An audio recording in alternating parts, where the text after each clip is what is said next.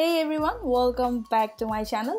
আজকের রেসিপিটা আমাদের প্রায় সবারই বেশ পরিচিত আর পছন্দের একটা খাবার, আর সেটা হচ্ছে বিয়েবাড়ির রেজালা। বিয়েবাড়ির যে কোনো খাবারগুলোই কিন্তু অনেক মজার হয়, তার মধ্যে রেজালা একটি। আর বিয়েবাড়ির রেজালা বা শাহী রেজালা শুনলে অনেকেই মনে করেন যে এটা রান্না করাটা হয়তো অনেক কঠিন বা অনেক বেশি ইনগ্রিডিয়েন্টস দরকার হয়, কিন্তু আসলে তা নয়। এই রেজালা রান্না করাটা খুবই সহজ আর খেতে তো অসাধারণ হয়। আমি আজকে গরুর মাংস দিয়ে রেজালাটা রান্না করে দেখাচ্ছি, তবে আপনারা চাইলে খাসির মাংস দিয়েও ঠিক একইভাবে রেজালা রান্না করে নিতে পারবেন। আশা করছি আমার আজকের ভিডিও আপনাদের কাছে ভালো লাগবে। আমার ভিডিও ভালো লাগলে আর আমার চ্যানেলের আরও অনেক নতুন রেসিপি দেখার জন্য প্লিজ আমার চ্যানেল সাবস্ক্রাইব করবেন আর আমার ভিডিওগুলো আপনাদের ফ্রেন্ডস অ্যান্ড ফ্যামিলির সাথে শেয়ার করবেন। রেজালা রান্নার জন্য আমি আজকে 1 কেজি গরুর মাংস নিয়েছি, আর মাংসগুলোকে আমি বেশ বড় বড় টুকরা করে কেটে নিয়েছি, কারণ রেজালার মাংসগুলো কিন্তু বেশ বড় সাইজের হয়। তাই আমি 1 কেজি মাংস থেকে প্রায় 13-14টা টুকরা করেছি। আর আমি একটু দেখিয়ে দিচ্ছি মাংসের টুকরাগুলো আমি কিরকম সাইজ করে কেটেছি।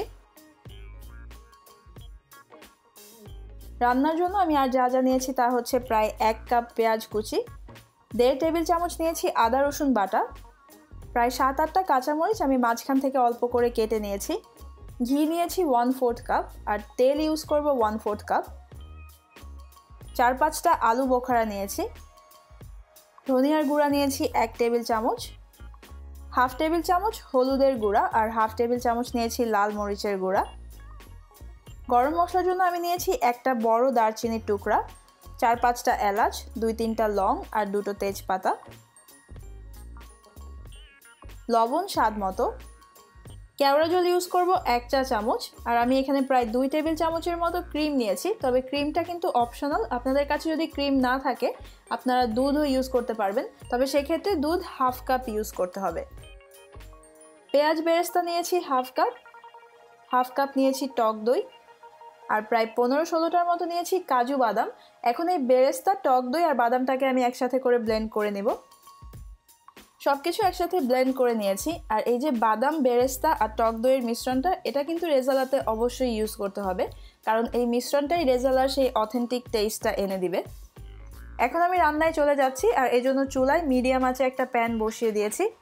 এখন এর মধ্যে প্রথমে আমি তেলটা নিয়ে নিলাম, এরপর নিয়ে নিচ্ছি ঘি, আর তেল ঘি দুটোই কিন্তু আমি 1/4 কাপ করে ইউজ করেছি। তেল আর ঘিটা একটু গরম হয়ে যাওয়ার পর এর মধ্যে আমি গরম মশলাগুলো দিয়ে দিচ্ছি। আমি একে একে দিয়ে দিলাম এলাচ, লং, দারচিনি আর তেজপাতা। এখন এগুলোকে প্রায় 1 মিনিটের জন্য আমি একটু নেড়ে চেড়ে নিচ্ছি। গরম মশলাগুলো হালকা গরম হয়ে যাওয়ার পর এখন এর মধ্যে আমি পেঁয়াজ কুচিটা দিয়ে দিয়েছি, আর এই পেঁয়াজটাকে একদম ব্রাউন করে ভাজার দরকার নেই, হালকা কালার চেঞ্জ হয়ে যাওয়া পর্যন্ত পেঁয়াজগুলোকে আমি একটু নেড়ে চেড়ে ভেজে নেব। আর চুলার আঁচ শুরু থেকে এখন পর্যন্ত মিডিয়ামেই আছে। প্রায় 3-4 মিনিট পেঁয়াজটাকে ভেজে নেওয়ার পর এখন এর মধ্যে আমি আদা রসুন বাটাটা দিয়ে দিয়েছি, আর এখন এই আদা রসুন বাটাটাকেও আমি প্রায় 1-2 মিনিটের জন্য একটু নেড়ে চেড়ে ভেজে নিব, যতক্ষণ পর্যন্ত না আদা রসুনের কাঁচা গন্ধটা চলে যায় ততক্ষণ পর্যন্ত। আদা রসুনটাকে ভেজে নেওয়ার পর এখন এর মধ্যে আমি অল্প পরিমাণ পানি অ্যাড করে নিলাম, কারণ আমি এখন গুঁড়া মশলাগুলো দিব, আর পানি দিলে গুঁড়া মশলাগুলো পুড়ে যাবে না। এখন এর মধ্যে হলুদ, মরিচ আর ধনিয়ার গুঁড়াটা দিয়ে দিয়েছি, আর দিয়ে দিলাম লবণ। মশলাগুলোকে এখন নেড়ে চেড়ে খুব ভালোভাবে কষিয়ে নিব, যতক্ষণ পর্যন্ত না তেল মশলা থেকে সেপারেট হয়ে যায় ততক্ষণ পর্যন্ত। মশলাটা ভালোভাবে কষিয়ে নিয়েছি, এখন এর মধ্যে মাংস দিয়ে দিলাম। মাংসটাকে এখন নেড়ে চেড়ে প্রায় 4-5 মিনিট আমি একটু কষিয়ে নিব।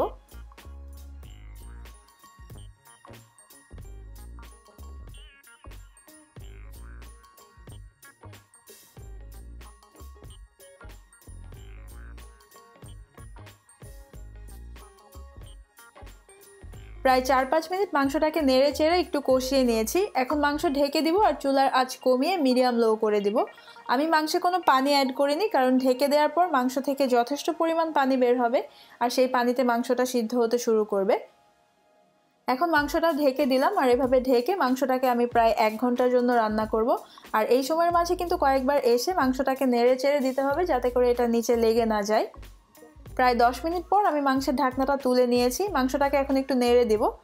আর এই মাংসটা থেকে যথেষ্ট পরিমাণ পানি বের হয়েছে, তাই আমি মাংসে আর কোনো পানি অ্যাড করছি না। তবে রান্নার সময় যদি আপনাদের কাছে মনে হয় যে মাংসে পানি লাগবে, তাহলে অবশ্যই পানি অ্যাড করে নেবেন।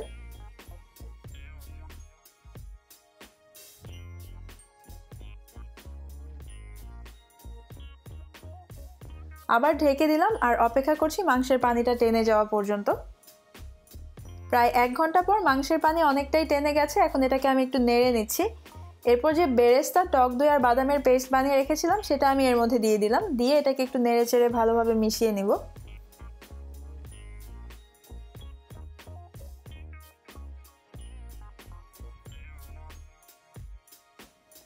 এখন এর মধ্যে দিয়ে দিলাম প্রায় 1 কাপ পরিমাণ পানি। দিয়ে সব কিছুকে খুব ভালোভাবে নেড়ে চেড়ে আবার মিশিয়ে নিব আর অপেক্ষা করব পানিটা ফুটে ওঠা পর্যন্ত। এখন আমি 1 কাপ পানি অ্যাড করেছি, বাট আমার যদি পরে প্রয়োজন মনে হয় তাহলে আমি পানি আরেকটু অ্যাড করে নেব। আর এই পানির পরিমাণটা কিন্তু আপনারা আপনাদের ঝোলের পছন্দ অনুযায়ী দিবেন। আপনারা যদি ঝোল বেশি রাখতে চান বা ঝোল বেশি পছন্দ করেন তাহলে পানিটা আরও বাড়িয়ে দিবেন।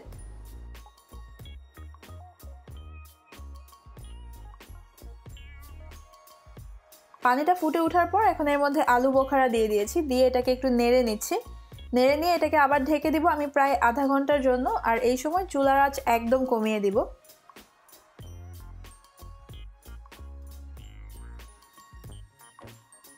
আধা ঘন্টা হয়ে গেছে, আমি ঢাকনা তুলে নিয়েছি। আর এই মাংসটা কিন্তু এখন অলমোস্ট সিদ্ধ হয়ে গেছে। মাংসটাকে আমি আরেকবার একটু নেড়ে নিচ্ছি।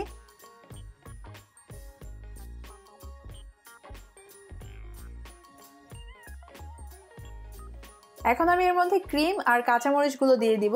আর যেহেতু আমি ক্রিম দিচ্ছি তাই ক্রিমটা আমি এখন দিয়েছি, বাট আপনারা যদি দুধ ব্যবহার করেন তাহলে দুধটা যখন বেরেস্তা আর বাদাম বাটা দেওয়া হয়েছিল তখনই দিয়ে দিতে হবে। ক্রিম আর কাঁচামরিচগুলো দিয়ে আমি এটাকে আরেকবার একটু নেড়ে নিচ্ছি। নেড়ে নিয়ে আমি মাংসটা আবার ঢেকে দিব প্রায় 10 মিনিটের জন্য। 10 মিনিট পর আমি ঢাকনা তুলে নিলাম। আর এই মাংসটা কিন্তু এখন হয়ে গেছে। মাংসের কালারটা অসাধারণ লাগছে আর এর থেকে অসম্ভব সুন্দর একটা গন্ধ আসছে। এখন আমি এর মধ্যে 1 চা চামচ কেওড়া জল দিয়ে দিচ্ছি। কেওড়া জল দেওয়ার পরে কিন্তু মাংসের গন্ধটা আরও অনেক সুন্দর হয়ে যায়। বিয়েবাড়ির সেই শাহি রেজালার গন্ধটাই তখন পাওয়া যায়। কেওড়া জলটা দিয়ে মাংসটাকে আরেকবার একটু নেড়ে নিলাম। এখন এটাকে ঢেকে দিব আর চুলাটা বন্ধ করে দিব। চুলা বন্ধ করে দিয়ে চুলার উপরে আরও 5 মিনিট এটাকে আমি ঢেকে রেখে দিব। তারপর মাংসটা আমি সার্ভ করব।